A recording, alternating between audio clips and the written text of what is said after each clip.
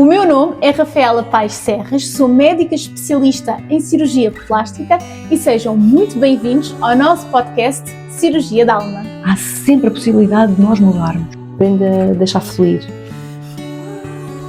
A felicidade exterior só vem depois de tu seres feliz interiormente. E retornar ao amor, ao colo, ao carinho na sua própria casa, dentro de si próprio. É acreditar que todos nós temos vários propósitos nesta vida. Sejam muito bem-vindos a mais um episódio do podcast Cirurgia da Alma.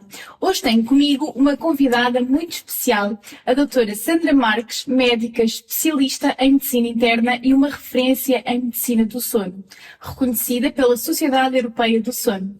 Vamos entender como é que dormir bem pode transformar a nossa vida. Doutora Sandra, bem-vinda. Obrigada por ter vindo, por ter aceito o meu convite e estar aqui hoje a partilhar os seus conhecimentos nesta área que é tão importante para a nossa vida e para o nosso dia-a-dia. Obrigada. Obrigada eu por este convite e obrigada pela esta oportunidade de falar sobre sono, porque é tão importante dormir. Olha, para começarmos, vamos andar aqui um bocadinho para trás no tempo. E quem é que era a Sandra sem ser médica? Porquê é que escolheu a medicina como a sua jornada profissional? É curioso que há relativamente pouco tempo eu fiz essa retrospectiva. Eu até meados da minha adolescência eu achava que queria ser professora porque eu queria partilhar, eu queria ensinar, eu queria divulgar. E depois percebi que eu queria ajudar. Eu queria efetivamente fazer com que a vida das pessoas que pudessem chegar até mim pudessem ter algum conforto, alguma cura, algo de melhor. E foi por isso que, entretanto, escolheu a medicina como a sua carreira. Completamente.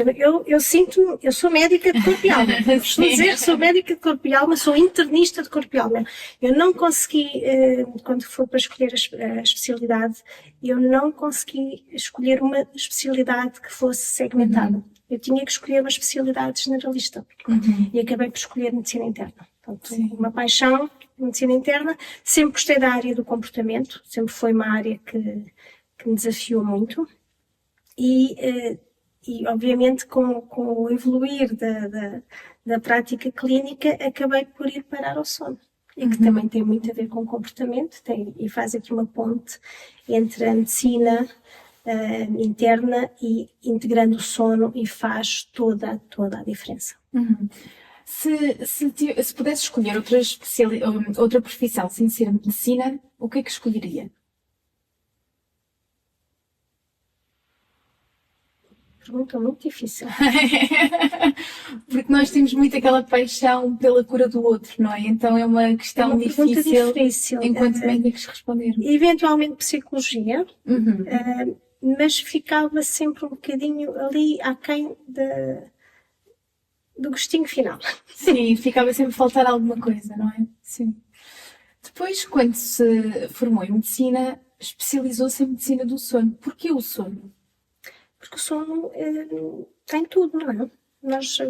O sono é um estado biológico que nós temos, que é complementar ao nosso estado de vigília. Portanto, estamos acordados, está a luz do sol, estamos acordados, estamos ativos e, naturalmente, quando vem o anoitecer, nós passamos ali por uma transição com a diminuição do comprimento de onda, o nosso cérebro vai começando a receber algumas informações e nós vamos entrando noutro estado biológico. Portanto, é uma característica que é absolutamente necessária, que nos vai levar ao nosso sono. Portanto, é quase que dois complementos, duas fases, dia e noite, vigília e sono. E nós, como o nosso corpo humano, só é saudável se nós conseguirmos estar num equilíbrio entre a parte do dia e a parte da noite. Entre o estado de vigília e o estado de sono. Mas porquê que o sono é assim tão vital para a nossa saúde, como é, por exemplo, o exercício físico e a nutrição? Porque acaba por ser um pilar da saúde, não é? Eu costumo dizer que o sono é um pilar central da saúde. Nós temos 4 pilares, não são 3, são 4. Nós temos a alimentação, o exercício, o sono e a mente. A mente é um pilar da saúde. Se nós não pensarmos na mente, nós estamos a não olhar para algo que vai poder comprometer os outros pilares. A mente sobrepõe-se a tudo. Porquê que o sono afeta a nossa saúde mental? Porquê que nós dormimos? Porquê que nós dormimos? Porque precisamos de reparar, porque precisamos de conservar energia, porque precisamos de consolidar as nossas memórias, porque precisamos de cicatrizar, porque precisamos de crescer, porque é durante o sono, durante a fase mais profunda do sono, que nós libertamos a hormona de crescimento, que é aquilo que vai permitir as crianças crescerem, mas é aquilo que o adulto vai precisar para cicatrizar e reparar os tecidos, por exemplo, após uma cirurgia. E quantas horas de sono é que nós devemos ter por noite? Em média, isto é uma curva de Gauss, nós temos a média, 7, 8 horas ou 7 a 9 horas é uma média. Portanto, nós estamos a média, mas depois temos as franjas, não é? Nós vamos ter pessoas que vão ficar muito bem com 5, 6 horas e vamos ter pessoas que naturalmente vão precisar dormir 9, 10 horas todas as noites. Estamos a falar no adulto. Porque se nós formos olhar para a faixa etária, para as outras faixas etárias, nomeadamente da criança, portanto, desde o recém-nascido até o adolescente, há uma necessidade maior de sono. Portanto, um recém-nascido pode dormir sem qualquer problema ou com bastante benefício dormir 18 horas por dia. E aí é por dia, não é? Um adolescente, não é aquilo que nós vemos no nosso dia-a-dia, mas um adolescente deveria dormir entre 8 a 10 horas. Não é isso que nós vemos. E depois o adulto, naturalmente, entre as 7 e as 9 horas, com tendência para diminuir paulatinamente ao longo da vida, ali para as 6 horas, 6 horas e meia, 7 horas. E como é que nós percebemos no nosso organismo que eu devo dormir 5, 6 horas ou 9, 10 horas? Depende daquilo que eu sinta que acontece no dia a seguir, ou seja, se o meu dia é produtivo, se tenho foco e energia, é por esses sinais que eu percebo, ok, dormi o suficiente ou então preciso dormir mais. Quais são os alertas?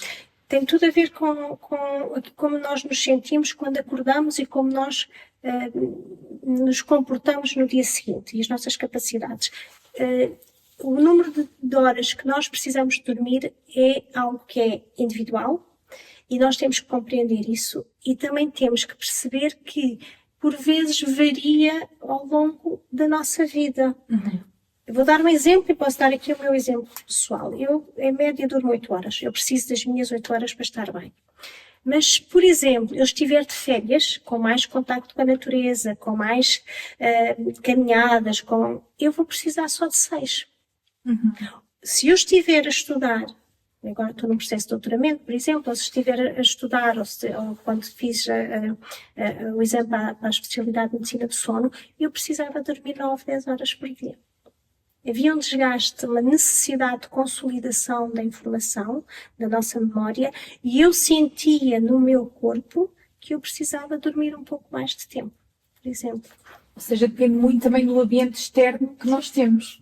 Há uma média, não é? Portanto, do nosso dia-a-dia, da nossa rotina, mas depois... Há pequenas variações. Há pequenas variações e nós temos que ter este autoconhecimento sobre as nossas necessidades e que ele vem muito de, ok, acordo com energia, acordo para a vida, acordo com disposição de encarar, enfrentar o mundo é meu, não é? Ou acordo cansada, não dormi o tempo todo, só me apetece descansar sempre que me sento, não consigo produzir, a minha memória não está ativa, e por aí fora. Falou na questão da adolescência. Esta fase é uma fase da vida em que há muitas mudanças hormonais e alterações da própria rotina. Que conselhos é que nós podemos dar aos adolescentes para que consigam ter um sono mais reparador? Nós temos um problema na adolescência, ou um problema, uma característica que não está, não é vista, não está adressada, não está contemplada na nossa rotina, na nossa sociedade. Os adolescentes, precisamente por essa questão hormonal, têm naturalmente uma tendência para shiftar o sono, ou seja, tornarem-se naturalmente mais tardios no adormecer. E é raro o adolescente que antes da meia-noite tenha sono. É raro. Enquanto a criança, aliás, 8, 9 da noite já pode preparar-se para dormir, o adolescente, antes da meia-noite, não vai ter sono, porque há uma libertação mais tardia do pico da melatonina, que é aquilo que depois nos leva ao adormecer, e muitos adolescentes não têm sono antes das 4 da manhã. Faz parte do processo de maturação hormonal desta faixa etária. Qual é a questão aqui que é extremamente desafiadora? Que é assim, os ritmos da sociedade não contemplam esta característica desta faixa etária, não é? Dos adolescentes. O que é que acontece? Temos adolescentes que naturalmente são mais tardios, porque nós temos pessoas mais madrugadoras e pessoas mais notívagas, não é?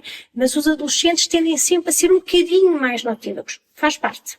Agora, temos aqueles que são muito mais notívagos, assim como nós temos adultos que acabam por ser um bocadinho também mais notívagos. Vamos pensar num adolescente que não tem sono antes das 4 da manhã, que obviamente depois com os ecrãs e com os gadgets, não sei o que, isso também vai potenciar essa característica. E ele às 8 da manhã está a ter aulas. Ou seja, eu tenho um adolescente que passa a ter uma privação crónica de sono, porque não vai dormir mais de 4 horas. E quais é que são as consequências disso? Todos os estudos mostram, em nossa prática clínica, que desde alterações na aprendizagem, na consolidação da memória, perturbações da estabilidade emocional, com impulsividade, com agressividade, com intolerância, essencialmente com impaciência. E depois todas as situações que decorrem a médio e longo prazo disto. O aumento do peso, a hipertensão, a dislipidemia, as doenças coronárias, assim, as doenças autoimunes, a dor crónica, assim, temos uma lista. E se nós olharmos para a sociedade do século XXI, grande parte das doenças crónicas que nós lidamos, então eu como internista lido diariamente, eu olho e vejo o sono comprometido. E isso foi o que me levou ao sono. Sim. E que conselhos é que nós podemos dar a esses adolescentes? Têm que se conhecer muito bem.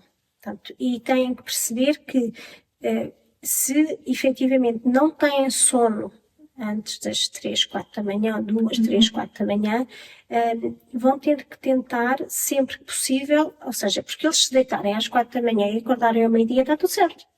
Sim.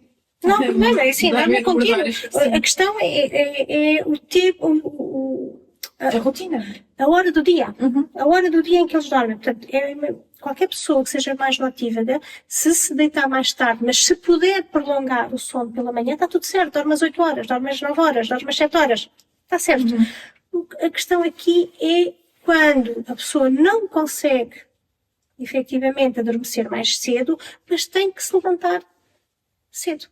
Porque a escola começa, porque a faculdade começa, porque se tem obrigações, tem que ir trabalhar, whatever, mas tem que se levantar cedo. Então começa sempre a dormir menos horas. O autoconhecimento é essencial. E perceber, ok, eu posso realmente tentar optar por horários, por exemplo, da tarde. Se eu puder optar em escolher um horário da manhã ou um horário da tarde, se o meu ritmo circadiano for mais tardio, é-me mais favorável eu ter um horário da tarde, por exemplo.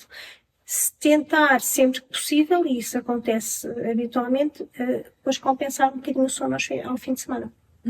Acabam por dormir muito. Mas é preciso ter aqui um equilíbrio, porque senão, obviamente, se eu dormir até às 3 da tarde, eu vou ainda tornar mais difícil o meu adormecer nesse dia à noite, não é? Portanto, tem que se encontrar aqui um equilíbrio. Mas o autoconhecimento do nosso ritmo circadiano, que é individual, é fundamental para nós podermos, sempre que possível, ajustarmos o nosso ritmo biológico ao nosso ritmo social, ao nosso dia-a-dia, às nossas obrigações. Sem dúvida.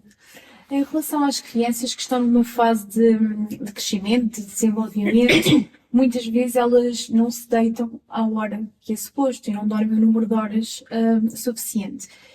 Muitas vezes por responsabilidade dos pais. Que conselhos é que nós poderíamos dar aos pais relativamente à importância do sono e das crianças dormirem o número de horas suficiente? Nós precisamos muito de literacia para o sono. Nós precisamos de literacia em saúde, na nossa globalidade, na generalidade, mas para o sono precisamos mesmo de muita informação, porque vamos só dar aqui um pequeno exemplo, e é um exemplo que eu habitualmente desafio as pessoas a refletirem. Define sono. É difícil, não é? A pessoa associa o sono a um momento reparador, é uma fase do dia em que nós desligamos o nosso cérebro, quer dizer, em realidade não desligamos, não é? Porque as fases do sono, nós estamos a dormir, mas o nosso cérebro não está parado, não está desligado, está em funcionamento. Estás a ver o desafio, ou seja, mas só quando nós pensamos, como é que eu defino o meu sono? Como é que eu defino sono? Nós nascemos a dormir. E depois quando nós perguntamos, então fala, como é que a gente define o sono? É tão estranho, porque faz parte da nossa biologia.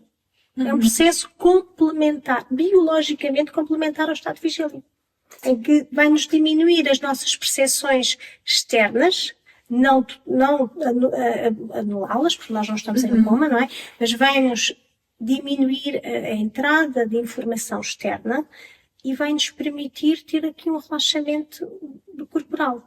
Podemos ir às fases de sono, mas voltando à pergunta, para não fugir, nós precisamos de saber muito mais sobre sono, e os pais também. E as crianças deveriam claramente ter aqui um ambiente propício ao sono. O que é que acontece? Isto é algo que eu falo muitas vezes.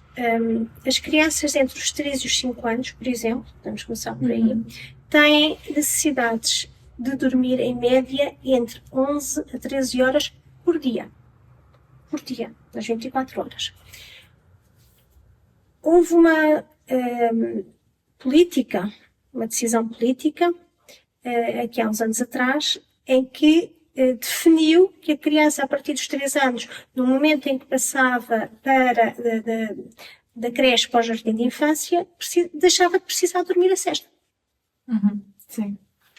Por razões que medicamente não são explicadas, a criança deixa de precisar dormir a sesta quando passa aos 3 anos, quando passa da creche para o jardim de infância. Agora vamos fazer umas contas. Se eu tenho uma criança a precisar, vamos lá dormir, vamos pensar, portanto, ela precisa dormir média entre 11 a 13 horas. Se eu tenho uma criança a precisar dormir 12 horas, média, e se ela se tem que levantar às 7 para ir para a escola, ou até que seja às 8, a que horas é que ela tem que adormecer para fazer as 12 horas de sono? Não é a hora, garantidamente, que os pais conseguem as pôr na cama às 8 da noite. Sim. Ou às 7 da noite. Porque normalmente ainda estão ou a sair do trabalho, ou a rotina de fazer o jantar. Porquê? Porque essas 2 horinhas são as horinhas da sesta que lhes faltam. E que foi definido que não seria necessário. Porque se as crianças dormirem essas 2 horinhas na sesta, e essa sesta é necessária ou será necessária fisiologicamente até aos 6 anos, mais ou menos, aquilo que acontece é que a criança naturalmente se pode deitar às 9, 9 e meia, 10, e fazer as suas 12 horas de sono. Não é? Portanto, o que é que nós estamos a ver? Estamos a ver cada vez mais crianças que começam a partir dos 3 anos a ficarem com alguma privação de sono, que é uma coisa cumulativa, e depois o que é que nós vemos? Vemos hiperatividades, vemos perturbações da atenção, alterações da aquisição de conhecimentos nas crianças.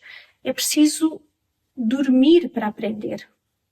E isto tem que ser muito, muito esclarecido. O que é que nós vemos? Vemos comportamentos impulsivos, vemos comportamentos de conflito. Volto a falar em mim, eu preciso dormir. Eu claramente preciso dormir. E eu costumo dizer que quando eu não durmo bem, eu não me aturo a mim num dia seguinte, quanto mais os outros. Sim. Não é? Ou seja, eu tenho dificuldade em ter aquela paciência, aquela tolerância, aquela paz e amor. Porquê? Porque estou num estado de tranquilidade, com o meu parasimpático aqui completamente equilibrado. Agora, se eu estiver com um mau sono, ou se eu estiver privada de sono, aquilo que acontece é que o meu simpático vai se sobrepor. Portanto, aquele equilíbrio entre simpático e parasimpático vai deixar de existir. O simpático vai se sobrepor. Vamos ter cortisol elevado e vamos ter, obviamente, tudo o que vem do stress. Nomeadamente o comportamento. O que é que nós vemos nas nossas crianças? Sim, exatamente, sim. Quando nós falamos com os professores, nós vemos que há um número crescente de crianças com perturbações de comportamento, com alterações da aprendizagem. Irrequietas, não é? Com déficit de atenção. Com agressividade entre os pares, com intolerância, com irritabilidade. Sim. Não se conseguem sentar nas cadeiras. Até porque há uma grande diferença na privação de sono entre a criança e o adulto. A criança, quando está privada de sono, fica excitada. O adulto, quando está privado de sono, não todos, mas a grande maioria, fica cansado e, se tiver oportunidade, adormece. Portanto, até passa ali por um microsono. A criança não. A criança fica numa irritabilidade, numa excitabilidade. E, tanto que há aquele ditado, vai dormir que o teu mal é sono. Exato, sim. E falando agora aqui, num outro grupo etário muito importante, qual é a importância do sono nos idosos? Porque nós vimos que ou há mais necessidade de sono nestas idades mais avançadas, ou então o sono não é tão reparador, porque é frequente nós vermos alguma sonolência diurna neste grupo etário. Nós temos que pensar no sono, nas características do sono. Está bem? Nós temos que pensar no sono, na quantidade do sono, portanto, o número de horas que nós precisamos dormir, e nós sabemos naturalmente que a necessidade de número de horas vai diminuindo ao longo da vida, até estabilizar no final da vida, mas depois temos que pensar não só na quantidade, mas na qualidade do sono. Ou seja, o tempo que eu estou a dormir é um tempo de sono adequado, com qualidade, e depois temos uma terceira grande quantidade, uma terceira característica, que é a hora certa do dia, que nós já acabámos por falar aqui um bocadinho, as pessoas mais madrugadoras, as pessoas mais notívagas, e tentar ajustar o ritmo biológico ao ritmo social, não é? Mas a qualidade do sono é essencial e que vai nos dar exatamente os mesmos sintomas. Imaginemos, eu até durmo as minhas 8 horas, mas tenho o meu sono com uma menor qualidade porque ou ressono, ou porque faço uma apneia, ou tenho as pernas inquietas, ou tenho umas parassónias com sonambulismo, seja o que for. Ou seja, o sono é descontínuo. É um sono que está fragmentado. Ou porque tenho uma insônia. Pronto, por exemplo. Ou seja, eu vou ter, mesmo dormindo um número de horas, ou até dormindo um bocadinho mais, porque eu ando a tentar compensar, eu vou ter sintomas de um sono insuficiente, nomeadamente a hipersonolência diurna, muito frequente no género masculino, que é a grande característica, e na mulher, o que é que eu vou ter? Essencialmente a fadiga. Uma das grandes queixas de um mau sono na mulher é a fadiga e a insônia. Ou seja, eu quero dormir e não consigo. Ou eu até durmo a noite toda, mas o sono é tão fragmentado, tão superficial, que a percepção que eu tenho é que eu não durmo nada. Ou seja, os idosos precisam de dormir menos horas por dia. Se tiver tudo equilibrado, sim. Ou seja, 6 horas e meia, se calhar é suficiente.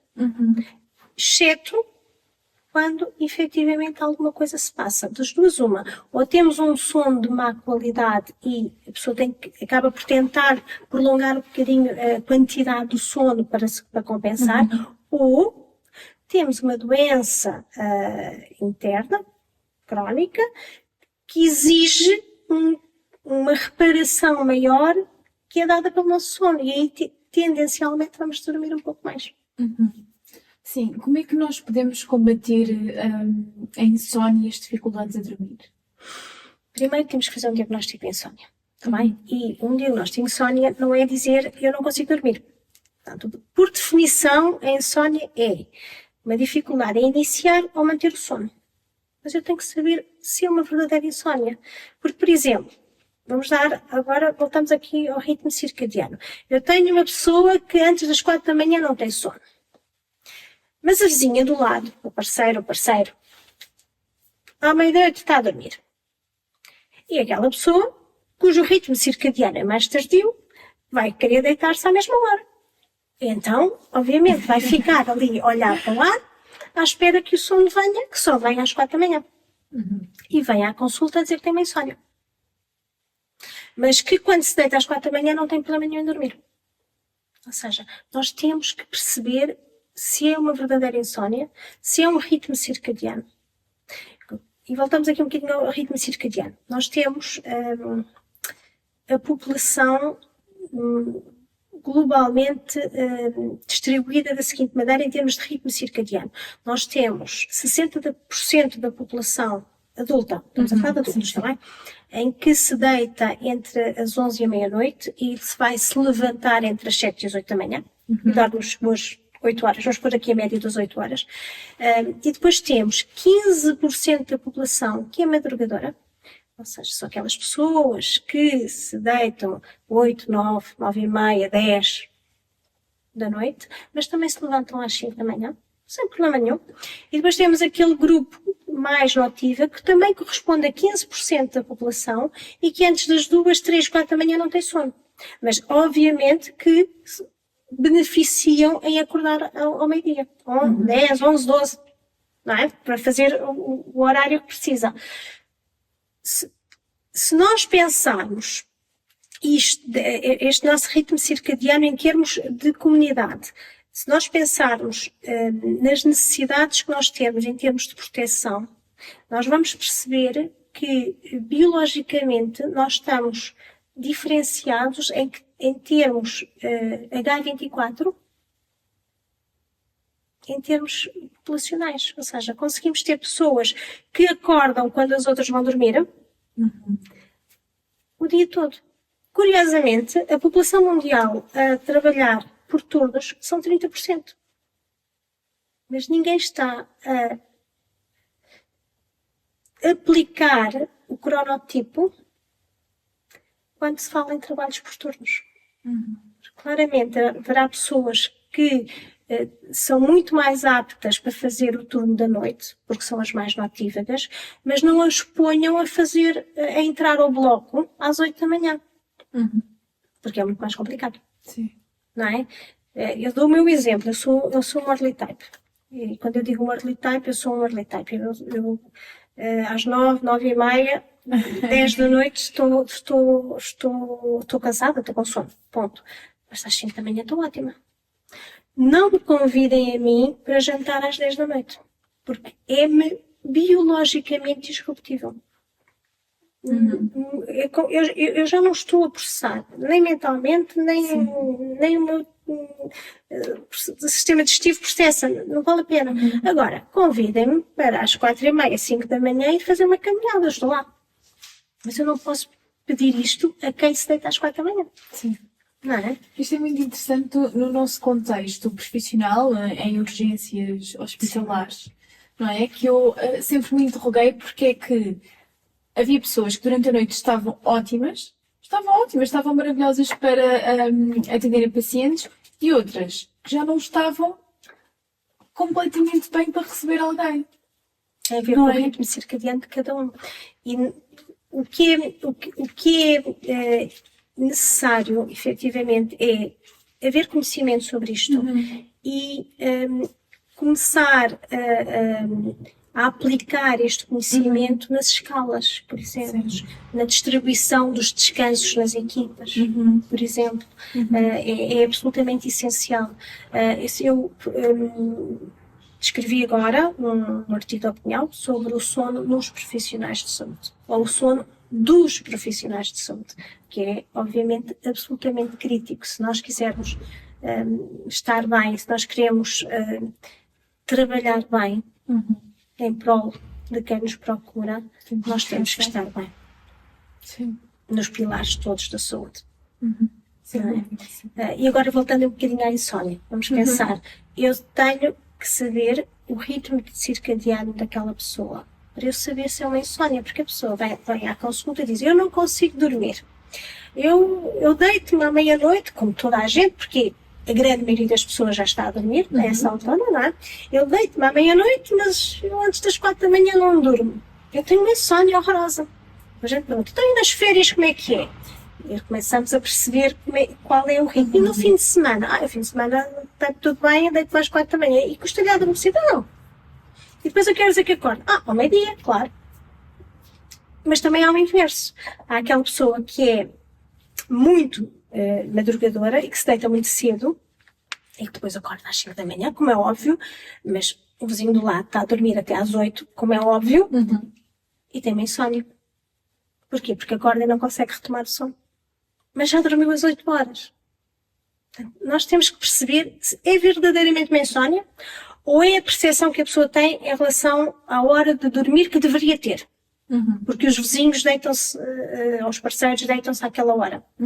Ou porque, outra coisa que acontece muitas vezes, eu amanhã tenho que me levantar muito cedo, portanto eu hoje vou-me deitar às 8 da noite. Se eu me deitar às 8 da noite também não vou dormir. Exatamente, sim. Não é? Até porque o organismo não está adaptado. Porque isto é um ciclo, não é? É tudo um processo, ou seja, há um trigger que leva depois à libertação da melatonina. As pessoas, qual é a grande questão? O sol e o anoitecer acaba por ser o trigger do início da libertação da melatonina. Os mais notívagos têm uma libertação lenta de melatonina e o pico vai se fazer mais tardio. As pessoas mais madrugadoras acabam por ter um pico, assim, elevado de melatonina e obviamente que vão adormecer mais cedo. Tem a ver com a curva, ou é assim, ou é mais lenta, mais prolongada. Ou seja, é muito importante ver esta educação, não é, da população relativamente ao sono e se calhar até começar nas escolas. Não, tem que se começar quanto antes, não é? Exatamente. Porque lá está, a literacia em relação ao sono, em relação à saúde é necessária, em relação ao sono é muito necessária, até para nós profissionais de saúde, até para nós. Só concluindo a questão da insónia, existe realmente pessoas com muita insónia. Habitualmente, nós conseguimos percepcionar. São aquelas pessoas que têm um estado de alerta, ou seja, nós chamamos de hiperarousabilidade, ou seja, estão sempre em vigília. São aquelas pessoas que estão a dormir e estão em alerta. Como nós estamos quando estamos acordados, não é? Nós estamos num estado de alerta. E há pessoas que, quando vão dormir, mantêm essa preocupação, essa necessidade, esse medo, esse receio, esse desconforto. A gente pode encontrar muitas causas, não é? Mas quando estão a dormir, têm a necessidade inconsciente de estar sempre em alerta. Então, o sono é francamente superficial. E depois, se há alguma fragmentação que leva ao acordar, depois têm muita dificuldade em retomar o sono. E isso sim, também há as verdadeiras insónias, como é óbvio. É aquele chamado sono leve, não é? Que acordamos à mínima coisa que acontece, ao mínimo barulhinho. A pessoa está a dormir e está em alerta. Porque aqui há outro conceito muito interessante, que é a pessoa para dormir ou para adormecer, a pessoa tem que se abandonar no sono. A pessoa tem que confiar. Porque a pessoa entra num estado de consciência não consciente, não é? E tem que confiar que vai estar tudo bem.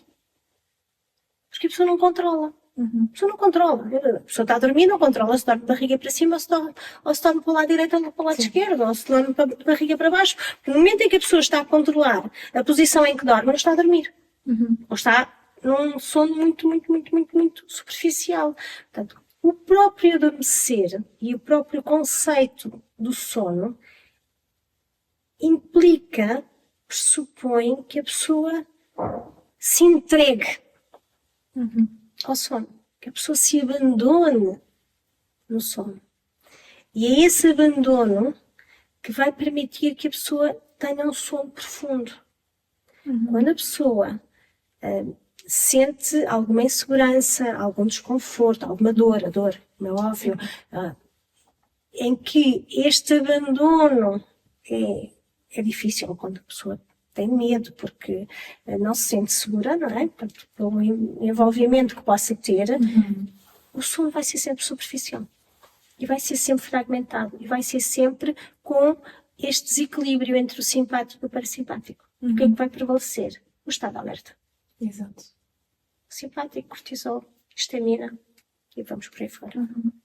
Qual é que é o papel dos sonhos aqui? Estava a falar na questão de nós nos entregarmos ao sonho, mas há pessoas que sonham, outras não se recordam daquilo que sonharam. Qual é que é o papel dos sonhos na qualidade do nosso sonho? Isso pode ser prejudicial? Isso é uma pergunta fascinante. Porque o mundo dos sonhos é fascinante, não é? Sim, sem dúvida. Sim, nós todos sonhamos, tá bem? Não nos lembramos necessariamente do que sonhamos. E nós sonhamos em todas as fases do sono. Isto é que há esta ideia que nós só sonhamos no sono REM, que é aquela fase em que nós temos sonhos mais vívidos e parece um filme, que a pessoa vê as imagens todas. Mas nós sonhamos a noite toda em todas as fases do sono. Portanto, os vários estudos mostram-nos isso. Pode só explicar um instante quais é que são as fases do sono, só para quem nos está a ouvir compreender um bocadinho melhor? Nós temos duas grandes fases de sono no sono. O sono REM, Rapid Eye Movements, ou o sono do movimento rápido dos olhos, e o sono não REM, que é o sono exatamente o oposto das ondas mais lentas. Não é? A nossa estrutura do sono é composta por ciclos, porque tudo na nossa vida são ciclos, tudo é ciclos. O nosso sono é composto por ciclos, 3, 4, 5 ciclos, depende do número de horas que nós dormirmos, e são ciclos de cerca de 90 minutos, em que começa, vamos falar do normal, tá bem? Em que começa com o sono não REM, e depois no fim do ciclo termina com um bocadinho de sono REM. E depois voltamos a um segundo ciclo, a partir de um bocadinho de despertar que não é consciente habitualmente, e voltamos a ter um sono não REM e que termina num sono REM. E depois mais outro ciclo assim, e pronto, e vamos fazer os 5 ciclos deste padrão, tá bem? Deste padrão cíclico. O sono não REM, que predomina na primeira metade da noite, porquê? Porque a percentagem, a proporção do sono REM vai sendo cada vez maior ao longo da noite. Eu começo com o sono não REM e depois termino com um bocadinho de sono REM, mas à medida que os ciclos vão continuando, eu vou ter menos proporção de sono não REM e cada vez mais um pouco de sono REM. Portanto, nós dizemos que o sono não REM predomina na primeira metade da noite e o sono REM predomina na segunda metade da noite. O que é que eles fazem? Eles são sonos com características diferentes. Nós olhamos para o estudo de sono e vemos claramente as características, mas com funções diferentes. O sono não REM tem uma função de reparação do nosso sistema cardiovascular, do nosso sistema metabólico. Nós, quando olhamos para uma imagem do sistema nervoso central em sono não REM, nós vemos que parece que é um shutdown. Parece que aqui todas as funções cerebrais, tudo, é como se tudo fizesse desligar. E onde há a produção da hormona de crescimento, na fase mais profunda do sono não REM, e onde se dá efetivamente toda esta cicatrização e toda a reparação dos tecidos mais físicos, do corpo físico. Sim. No sono REM, pelo contrário, nós vamos ter essencialmente uma reparação de consolidação emocional, de consolidação da memória, consolidação da informação. Obviamente, isto não é estanque, não é? Mas grande parte, aquilo que nós percebemos é que é durante o sono REM que nós estabilizamos a nossa parte emocional e consolidamos a informação e consolidamos a nossa memória. Isto leva-nos agora um bocadinho mais atrás. Por exemplo, uma criança, um adolescente que esteja privado de sono, que só dorme às 4 horas, 5 horas, qual é a fase do sono que está mais comprometida? A REM. Ou seja, o que é que o REM nos dá? Estabilidade emocional. Consolidação de conhecimentos. Qual é o primeiro impacto que eles vão ter? Conflitos, perturbações da ansiedade, irritabilidade, depressões. E depois má aquisição de conhecimentos com maus resultados escolares. E vamos por aí fora. Por causa dessa consolidação emocional que é dada nessa fase do sono. Exatamente. Portanto, é onde nós começamos a ver que as coisas não estão bem. E o mundo dos sonhos entra onde? Entra aqui nesta fase REM. Não, nós sonhamos. Sonhamos sempre, mas quando eles são mais intensos, Mais vívidos, sim. É durante a fase REM. Porque é quando nós estamos prestes a levantar o sono, não é? Portanto, a gente vai passar de um ciclo para o outro e levamos ligeiramente o sono e vamos nos lembrar. Habitualmente acaba por haver um estado de consciência um pouquinho mais vigil, portanto mais superficial. E durante o sono REM nós vamos ter essencialmente sonhos a cores.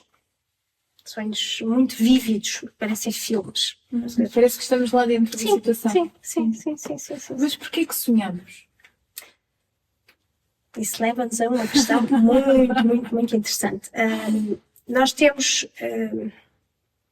3 tipos de sonhos. Sonhos comuns, é quando a gente leva o trabalho para a noite e sonha o tempo todo com o trabalho. Uma noite de banco terrível, no dia seguinte a pessoa vai sonhar com aquele doente. A pessoa pode dizer, trabalhaste muito, mas a pessoa vai levar os ditos sonhos comuns, ou a pessoa que está em conflito com o chefe e vai sonhar com o chefe. E as preocupações do dia-a-dia, que são os ditos comuns. A gente leva isso para a noite de sono. Depois temos sonhos projetivos, e sonhos muitas vezes reflexivos.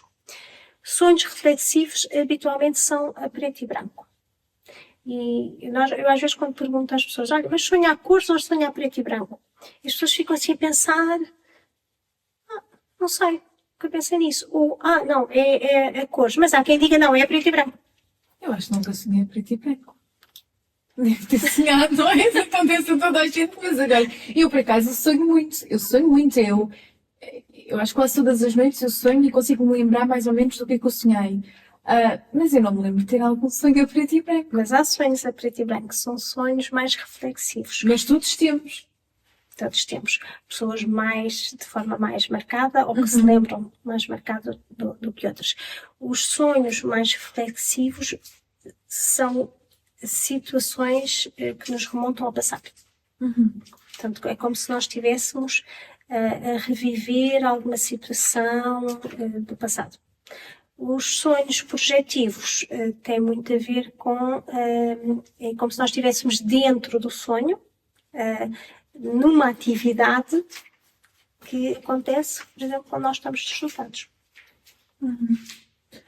Mas porquê que nesses sonhos reflexivos isso acontece no passado? Porquê que aparece a preto e branco? Porque, vamos pensar assim, os sonhos, nós podemos usar a informação dos sonhos como ferramenta para a psicanálise, por exemplo. Portanto, uma das coisas que acontece e que é usada muito é a interpretação dos sonhos. Quando nós dormimos, nós baixamos nós diminuímos o filtro social. Ou seja, nós temos menos resistência e conseguimos ir buscar informações que estão no nosso subconsciente, de traumas, por exemplo, de situações, de eventos, às vezes podem não ser traumáticos, mas estão no nosso subconsciente e que nós vamos buscar essa informação. E quando vamos buscar essa informação, habitualmente, ela é preto e branco. Porque é um sonho reflexivo. E vamos buscar, e vamos poder usar essa informação numa estratégia e como ferramenta de autoconhecimento ou para resolver alguma situação, pronto, algum conflito, algum trauma, alguma situação que possa ter acontecido no passado. Isto é muito interessante estar a pensar desta forma, não é? Porque o nosso cérebro é de facto uma máquina incrível, não é? Porque como é que nós, durante o período de descanso, vamos estar a pensar, a ir buscar coisas ao subconsciente, como estava a dizer, dos traumas e coisas que aconteceram no passado. Porquê é que isto acontece, não é? Vamos pensar de outra maneira. Vamos pensar que tudo é comunicação. Tudo é comunicação. E o nosso corpo é uma fonte de informação. É uma fonte de comunicação para nós. O nosso corpo físico, o nosso corpo mental. Portanto, que nos vai ajudar de alguma forma a percebermos aquilo que nós temos que trabalhar em termos emocionais, termos psicoemocionais. Podemos pensar numa coisa muito simples. Quando eu tenho uma doença física, então estamos a falar de uma situação que é muito frequente, que é nódulos na tireoide. Os nódulos na tireoide, ponto final, é uma coisa estruturalmente orgânica. Mas se nós pensarmos psicoemocionalmente, e eu gosto muito da parte comportamental, se nós pensarmos o que é que os nódulos da tireoide nos querem dizer em termos psicoemocionais, nós vamos perceber que aquela pessoa, ou a família daquela pessoa, porque nós não somos só nós, somos aquilo que herdamos também dos nossos pais, não é? Tem alguma dificuldade na expressão, na comunicação, da parte da laringe, da parte, vamos dizer, pelo chakra, do chakra da laringe, não é? Portanto, o que é que eu não estou a comunicar? O que é que eu não estou a expressar? O que é que eu bloqueio? O que é que eu fecho? Seja consciente ou não seja consciente. Habitualmente o nosso corpo expressa aquilo que nós conscientemente não conseguimos fazer. E como nada fica lá dentro, sai de uma maneira. Assim, uma pessoa tem um conflito e temos um conflito intenso e temos duas formas de expressar esse conflito. Ou aquelas pessoas que são muito impulsivas e partem a louça toda e depois, quando termina, acabou, ficam bem. A pessoa esqueceu-se. Ninguém à volta esquece. Mas a pessoa esqueceu-se, andou e continuou. Sim. Passou, libertou. Mas depois temos as outras que não têm essa expressão, essa libertação dessa zanga interna, não é? E vão engolindo. E isso vai adoecendo o corpo. Porque não a expressam, porque vai ficando. E o nosso corpo físico expressa os nossos traumas, as nossas angústias, os nossos medos, as nossas dores da alma. Não é? Podemos ir por aí. Os sonhos é a mesma coisa. Os sonhos é exatamente a mesma coisa, só que noutra dimensão. Mas é a mesma expressão. É toda informação. O que é que eu tenho em mim? O que é que eu tenho nesta pessoa que me procurou ajuda? Que informação é que há para eu poder ajudar?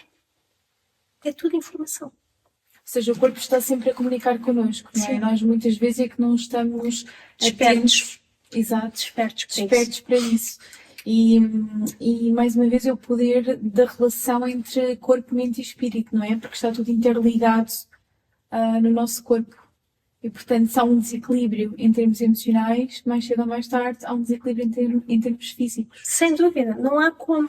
Não há como. É uma questão de tempo. Se a pessoa não expressa a sua dor, se não verbaliza, se não liberta, o corpo físico vai adoecer. Ou seja, a doença também aparece aqui como uma forma de nos mostrar alguma coisa sobre nós, não De é? equilibrar. Ou seja, eu tenho uma dor. E assim, esta dor não pode continuar a desequilibrar. Ela tem que ser compensada com uma exteriorização que não está a ser feita de uma forma consciente, verbal, mas tem que ser compensada com uma exteriorização que depois é somática, é absorvida pelo nosso corpo físico, em termos energéticos. E a percebermos a raiz, não é? A origem do problema, porque muitas vezes achamos que é só físico, naquele órgão, mas onde é que está a raiz do E problema? se formos à raiz do problema, nós conseguimos ter sucessos terapêuticos quando a pessoa quer efetivamente ir à raiz do problema, quando está Exato. disponível, quando está preparada para, e conseguimos fazer a diferença, sem dúvida nenhuma. Qual é que é a sua opinião sobre a utilização da medicação para adormecer? Depende. É assim, eu faço sono. 90% das minhas consultas têm sono. É raro prescrever para adormecer. Mas quando é necessário, ponto. Agora, eu tenho uma insónia e toma lá uma benzodiazepina. Mas é uma insónia? Ou é um ritmo circadiano alterado, que faz diagnóstico diferencial? Ou é uma apneia de sono e que eu tenho um sono tão fragmentado e tenho uma percepção de insónia? Primeiro tem que saber exatamente o que é. Ok, eu tenho uma insónia. Eu posso perguntar à pessoa, olha, quero tratar isto.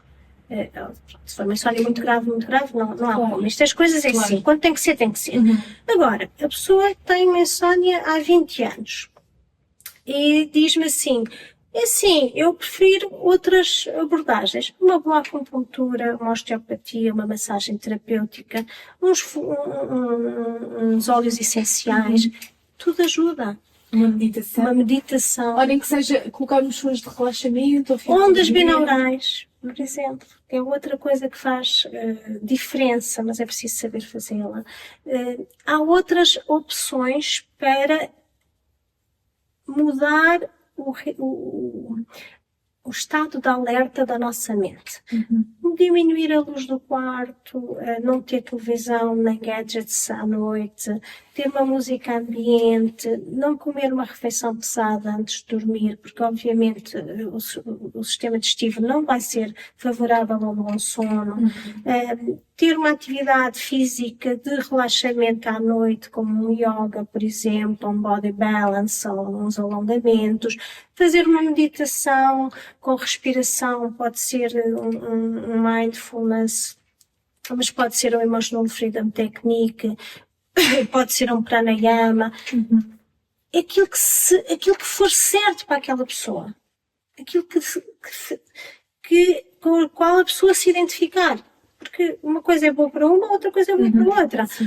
Durante o dia, pode fazer uma sessão de acupuntura, pode efetivamente fazer uma osteopatia, pode fazer uma massagem terapêutica de relaxamento, pode fazer no início do dia um exercício físico mais intenso, mais cardiovascular, para também libertar cortisol, para libertar tensão. Sim. É um caso a caso. Agora, quando é preciso medicação, é preciso medicação. Quando é preciso fazer um corte, é preciso fazer um corte. Sim. Mas há outras ferramentas que podem estar ao alcance de qualquer um de nós e que podem ser muito mais interessantes a médio e longo prazo. Porque muda-nos o comportamento. Sim, o estilo de vida, não é? Que é muito importante. Eu não sei se é a sua percepção, mas é a minha, pelos pacientes que eu vejo, que normalmente quando nós perguntamos a medicação habitual, há sempre lá um medicamento que é para dormir. Sempre. Ou seja, parece que há uma generalização e que toda a gente precisa de medicação para dormir, porque sem medicação não conseguem dormir. E depois muitas vezes também há aquela dependência, não é? Quando na realidade podiam optar por começar com terapias mais naturais e ver se resultava. Se não resultar, claro, introduzir a parte medicamentosa. Mas antes disso, tentar alterar o estilo de vida. Porque faz toda a diferença. Mas é mais fácil passar o comprimido. Pois, exato. E é mais fácil tomar um comprimido, porque assim, mudar estilos de vida, mudar comportamento, a pessoa tem que se envolver, Tem de estar comprometida. tem que querer. É mais fácil tomar um comprimido, é mais fácil prescrever um comprimido. Eu costumo dizer que tudo o que envolve mudança de comportamento envolve querer mudar, querer fazer diferente, querer chegar a algum lado. Ou seja, eu sei de onde estou, mas eu disto eu não quero mais. Eu quero fazer uma caminhada. Leva mais tempo, mas é extremamente mais eficaz. E quando eu estou com alguém que me pede precisamente este caminho, é um caminho que exige um investimento inicial. Mas não é um gasto de tempo, é um investimento inicial. Porque se eu explicar, se eu colocar em cima da mesa o porquê das coisas, e se a pessoa perceber o porquê das coisas, é muito mais fácil ter aqui uma adesão terapêutica e não necessariamente farmacológica. Sim. É uma adesão, ok, eu já percebi porque que eu estou sempre a ruminar, que é uma das coisas que leva à insónia, não é? Que está associada à insónia. Eu já percebi porque que estou sempre a ruminar. Posso mudar, posso deixar de ser assim. Porque isto não é uma fatalidade. Exato. Nós não necessariamente temos que morrer como nascemos. Portanto, há uma evolução no nosso percurso de vida. E esta ideia de eu nasci assim, vou ser sempre assim, hei de ser sempre assim, que é o mito Gabriela, não é? Tem que ser desconstruída. Porque nós todos podemos fazer diferente, se caminharmos nessa direção. Por falar em mitos, quais é que são os maiores mitos relativamente ao sono? Por exemplo, se eu dormir pouco durante a semana, eu depois vou compensar estas horas no fim de semana e por isso não existe nenhum problema com isto. Isto é errado. Nós devemos ter consistência nos nossos ritmos. Uma das coisas que recentemente saiu uma série de artigos neste sentido, em que diz que mais importante que a privação de sono é a consistência do ritmo de sono. Ou seja, eu deitar-me e acordar, ter aquele ciclo, os ciclos serem respeitados. Acordar e levantar-me mais ou menos às mesmas horas. Não estou a dizer que isto tenha que ser rígido, não é? Mas tentar ter aqui alguma consistência no ritmo de sono. Isso é essencial, obviamente. É para o organismo ficar adaptado àquele ritmo, não é? E já saber, está na hora de descansar. Porquê? Porque isto são processos biológicos. Ou seja, se eu tenho o início da libertação da melatonina àquela hora, aquilo é um processo biológico. Não é aquela hora hoje e não é 3 horas depois da manhã. Ou 4 horas depois da manhã. Porque isto é um processo biológico. É o início da produção de proteínas, da libertação do RNA, MPC. Portanto, não vamos por aí, mas isto é biológico. Há um ritmo, há um relógio que nos inicia este processo. Só temos que o respeitar. E até para percebermos, se calhar pode ser útil nós, por exemplo, temos um caderno onde vamos escrevendo a hora que sentimos que o nosso corpo deve adormecer. E vamos vendo e vamos fazer um estudo. E vamos começar a perceber então qual é o meu ritmo circadiano, qual é o meu cronotipo. Exatamente. Sim. Estávamos a falar relativamente aos mitos. Quais são os maiores mitos? Que dormir é uma perda de tempo. Isso é um grande mito. Sim. Mito que vem da geração de 60, em que quando eu morrer vou ter o tempo todo para dormir. Portanto, esta ideia de que dormir é uma perda de tempo faz com que a pessoa não queira dormir e faça todos os esforços para não dormir. Com todas as consequências que isso tem, não é? Portanto, a privação crónica de sono, o dormir fora de horas, e por aí fora. Com aquilo que a gente já sabe, doenças crónicas, mortalidade elevada, seja todas as causas, nós sabemos o que é que está associado ao mau sono. Este é um grande mito, principalmente encontro isto no adolescente, naquele adolescente que quer viver a vida intensamente, mas depois também encontro nas pessoas que atualmente têm 70 anos, que são aquelas da geração de 60, que viveram a geração de 60, onde este conceito de quando eu morrer vou ter o tempo todo para dormir, e que dormir é uma perda de tempo, que isto está muito presente. Sim. E devemos dormir sozinhos ou acompanhados? Porque há aquela questão de se um tem insónia e o outro ressona, isto é incompatível. É terrível. É uma das causas de divórcio. Eu costumo dizer que as consultas de sono são as consultas por excelência para nós termos os parceiros. São necessários. Se a pessoa está a dormir, não tem consciência, Claro. não é?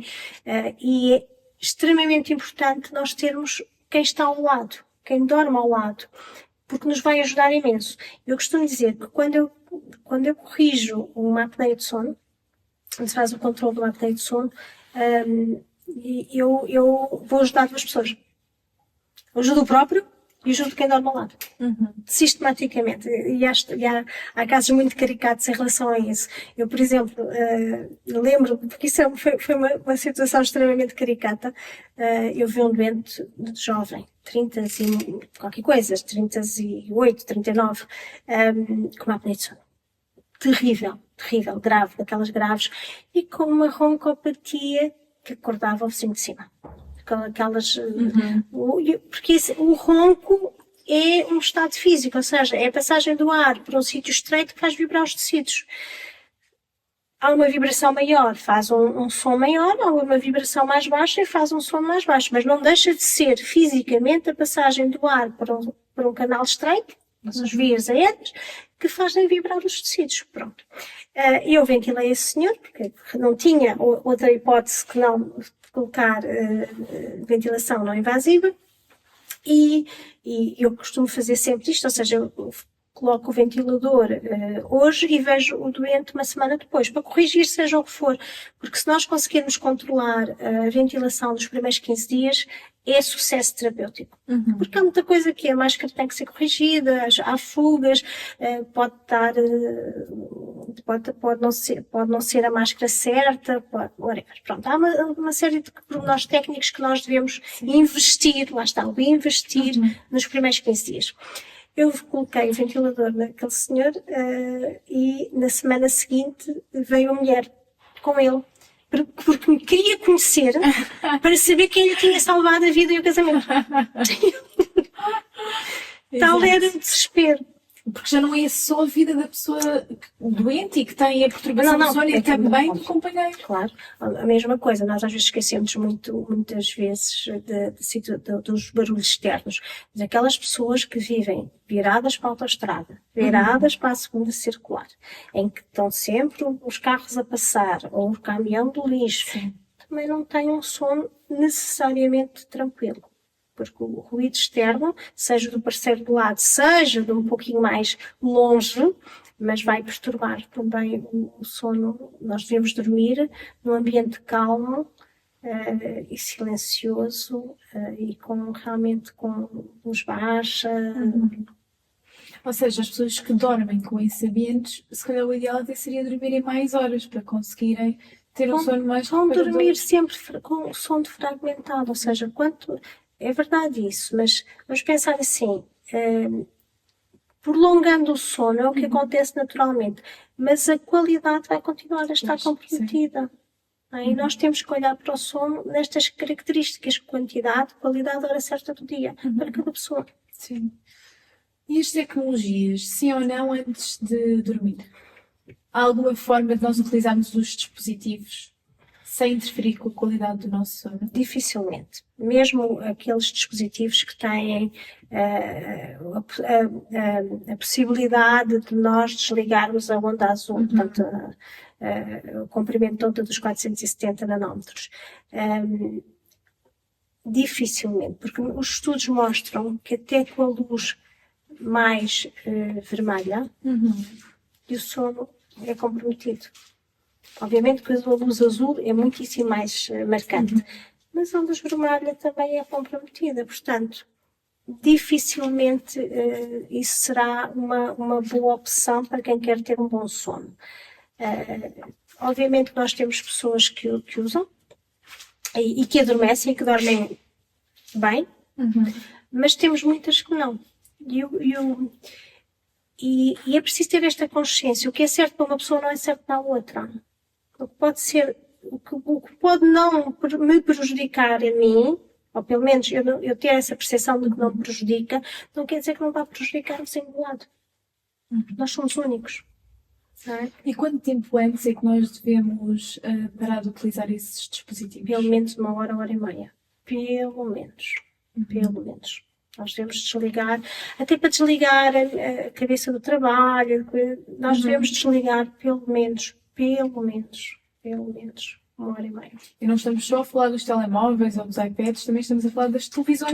Tudo. Ecrãs, estamos a falar dos ecrãs. Exatamente, porque é muito comum as pessoas estarem a ver televisão e a seguir irem dormir, não é? Quando se calhar deviam ter aquela horinha. Eu percebo Sem algumas estar- situações de pessoas que dizem que só conseguem adormecer com a televisão. E eu percebo o efeito da televisão em algumas pessoas. Vamos imaginar aquelas pessoas com a cabeça com um stress mental, com uma produção mental de trabalho exigentíssima ao longo do dia todo.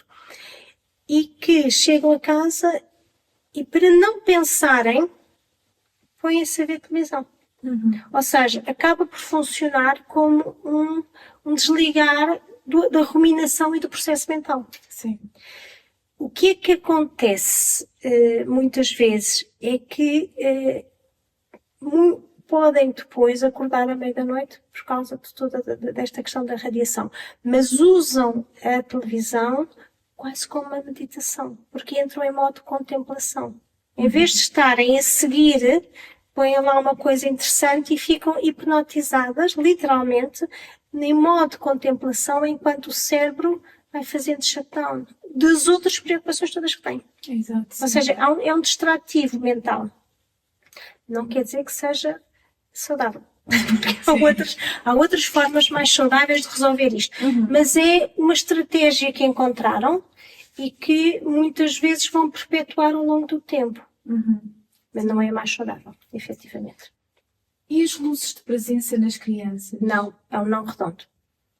É um não redondo, até porque as crianças precisam do escuro para ter a maturação a nível do olho e do sistema nervoso central. É um não redondo.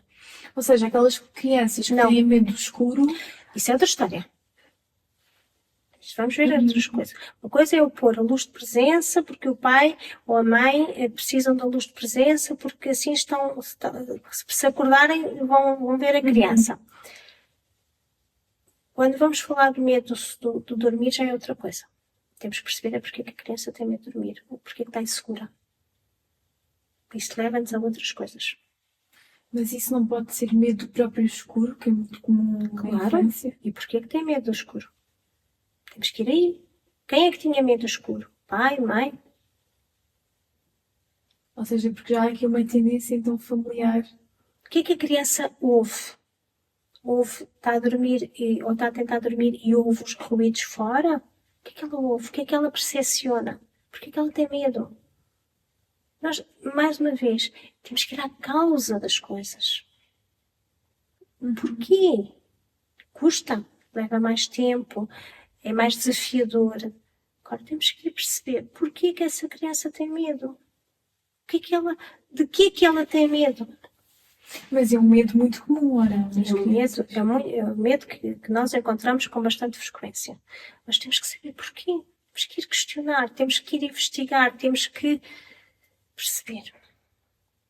Ou seja, nesses casos, pode utilizar-se a luz de presença numa fase inicial enquanto não se conseguir perceber qual é que é a raiz do Claro, é uma problema. ferramenta. Mas é preciso não ignorar que existe esse problema, essa questão, e que é preciso perceber onde é que está a origem. Exatamente. Saber porquê que aquela criança... De quê que tem medo? De quê? O que é que tem medo? De quê? E porquê que tem medo? E ir ao... Exato, sim. E a alimentação pode afetar também a qualidade do nosso sono? Imenso, imenso. Há um estudo que foi feito já há bastantes anos, em que foi um estudo, penso que foi em Nova Iorque, em que eles fizeram 2 grupos, como sempre, em que as pessoas dormiram em laboratório de sono durante uma semana. Eles fizeram 2 grupos, um grupo comia comida processada ao jantar, os McDonald's da vida, e o outro grupo comia saladinhas e comidas mais saudáveis. E depois, a meio da semana, trocaram. Portanto, o primeiro grupo passou a comer comida processada, o segundo grupo passou a comer comida saudável. E conseguiu-se perceber que há uma interferência direta no sono. Quando a pessoa come comida processada ao jantar, aqui era o jantar, o sono é muito mais fragmentado. Quando a pessoa come comida mais saudável, o sono é muito mais estável, muito mais contínuo. Mas se for, por exemplo, ao almoço, interfere ou só mais perto da hora do sono? O estudo foi feito à hora de jantar, mas depende, há determinados alimentos que nos inflamam. Há pessoas que, o glúten, vamos falar do glúten. O glúten é uma das coisas que inflama, na grande maioria das pessoas. Isso vai ter consequências no sono, na arquitetura do sono, na fragmentação do sono. Por exemplo, o álcool é terrível. Eu preciso de beber para dormir um bocadinho ou para me ajudar a adormecer. Cuidado com isso. Porque isso é uma falsa... A pessoa entra num estado de falsa percepção de sono, mas a estrutura do sono está francamente alterada. Mas a percepção que a pessoa tem é diferente.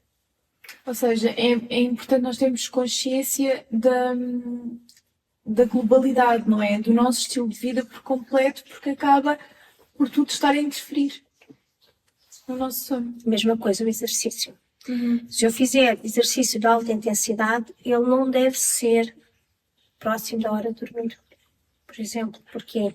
Porque se eu fizer alta intensidade, eu vou precisar de 3 horas, em média, para o meu corpo voltar a níveis basais.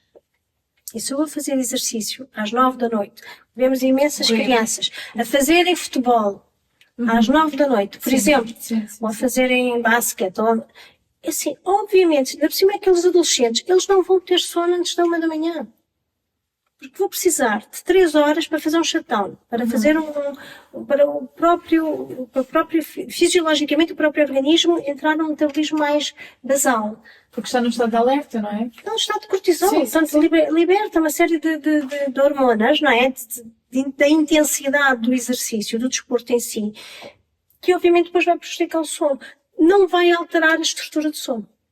Vai adiantar, vai shiftar o início do sono. O que é que acontece? Voltamos ao mesmo. Se eu puder acordar mais tarde, não tem problema nenhum. Mas se eu tiver que acordar às 8 da manhã, porque tenho aulas às 8h30, vamos entrar em privação de sono com o tempo. Mas o pensamento dos pais é, eles ficam mais cansados e por isso vão conseguir dormir melhor. Por isso é que muitas vezes os colocam, não é, em atividades extracurriculares, em desportos, ao final do dia. Voltamos exatamente ao mesmo. Literacia para a saúde, literacia no sono. Fazer desporto é essencial. Eu não estou a dizer que fazer desporto seja algo a não descurar. Antes, pelo contrário. O exercício é um pilar da saúde. Agora, se calhar fazer às 6 da tarde é uma opção muito mais favorável. Apesar de a vida pode não permitir isso, mas é uma opção muito mais favorável para aquelas crianças do que fazer às 9 ou às 10 da noite. Muitas vezes nós vemos. Sim. Quais é que são os distúrbios do sono mais comuns? Falou na apneia do sono? A insónia. A insónia? A insónia, a apneia do sono. A hipersonolência diurna? A hipersonolência diurna habitualmente é secundária a uma apneia do sono. Se for de origem central, é uma coisa relativamente rara. Pronto. Mais comum. À cabeça a insónia. Não tanto pelo número das verdadeiras insónias, mas pela percepção que a pessoa diz que eu não consigo dormir. Sim. Portanto, a insónia, a apneia do sono é extremamente frequente. Mesmo muito frequente. As pernas inquietas. É algo também extremamente frequente. E depois as alterações do ritmo circadiano. Portanto, seja o trabalho por turnos, seja o jet lag social, portanto, estes gadgets ao final do dia, tudo isto vai interferir de forma significativa no sono. Que mensagem final gostaria de deixar sobre como valorizar o sono e qual é que é a importância e o que é que devemos fazer para a nossa saúde mental e física? Nós devemos olhar para o sono como uma necessidade fisiológica, como uma necessidade que o nosso próprio organismo tem, quer em termos orgânicos, quer em termos mentais e psicológicos. E nós precisamos de conhecer as nossas necessidades. Portanto, aqui está conhecimento, autoconhecimento e prática. A gente tem que fazer alguma coisa com o conhecimento e com a interiorização desse conhecimento, ou com a integração desse conhecimento em cada um de nós. E temos que, de alguma forma, nos dispormos na nossa rotina das 24 horas do tempo que precisamos para dormir. Se eu precisar de 8 horas, 8 horas das minhas 24 horas têm que ser dedicadas ao sono. Se eu precisar de 6, as 6 horas têm que ser dedicadas ao sono. Eu tenho que respeitar as minhas necessidades fisiológicas de sono. Sim. Falando agora um bocadinho da sua vida mais pessoal, que atividades, que rotinas, que hábitos é que tem que ajudam a estar bem e estar disponível para depois cuidar dos seus pacientes? Isso é algo que há muito tempo que é muito importante para mim. Eu costumo dizer, e muitas pessoas ouvem-me dizer frequentemente, que eu tenho que estar bem para poder ajudar. É fundamental. Eu tenho que estar bem para estar bem para os outros, porque senão eu não vou estar bem para os outros. E, portanto, eu tento, de alguma forma, ter a minha rotina e a minha higiene de sono asseguradas. Portanto, obviamente que não é 100%, mas grande parte dos meus dias eu tenho realmente o meu sono assegurado. Eu tento ter uma boa alimentação. Portanto, é algo que também faz parte da minha rotina. Exercício também faz parte. Eu acordo habitualmente durante a manhã. E depois da minha parte mais psicoemocional, sim, eu medito todos os dias. Há um momento em que é o meu momento, eu preciso de me conectar, eu preciso de me relaxar, eu preciso de respirar e preciso de me equilibrar. Isso faz parte. Importante, sim, para conseguirmos estar alinhados, não é, para o novo dia. Sim. Para terminarmos, vou fazer 3 perguntinhas de resposta rápida. A primeira é: qual é que foi o melhor conselho que já recebeu na vida? Que engraçado.